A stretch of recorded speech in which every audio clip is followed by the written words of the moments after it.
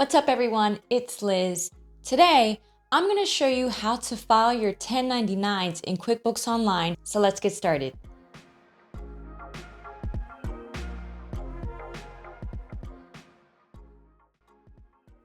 So what we're going to do is we're going to actually head on over here to the left where it says payroll, and I'm going to select contractors.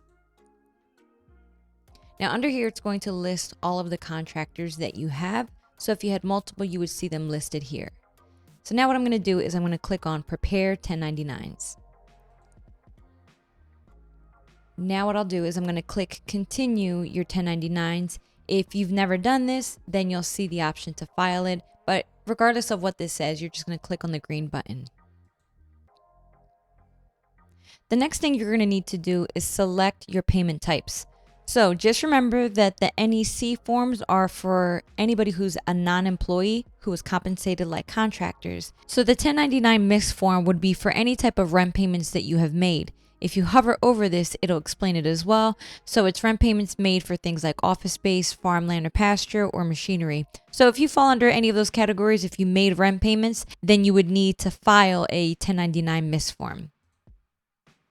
So at this point, I would select this drop down and choose whichever accounts have payments to my contractors. So if I click on this, I can select a variety of them.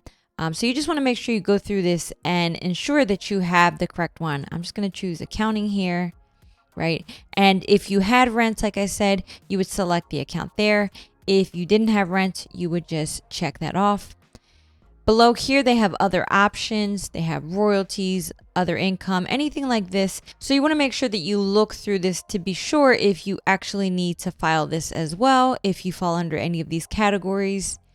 And at the bottom, they have this last option. This is very uncommon, but again, you can look through this to see if you are required to file these as well. But majority of people will file up here, and some people will also do the rents. Once you're ready to go, I would just click the green button that says next. Now at this point, it's going to show you all of your contractors that you have in the system. And if anything is missing, you can actually edit it here on this screen. So let's say, for example, the tax ID is incorrect. I can actually just click right here and update that information right there and then hit save. So now what I'm going to do is I'm going to click next. Up here, we have a drop down, and right now it's only going to pull the contractors that meet the threshold, which is $600. If you would like to see those who are below the threshold or contractors not marked for 1099, you have these options that you can select, but I'm just going to keep it right here where it says 1099 contractors that meet threshold. So at this point, you should just make sure that this looks accurate to you before you go to the next step.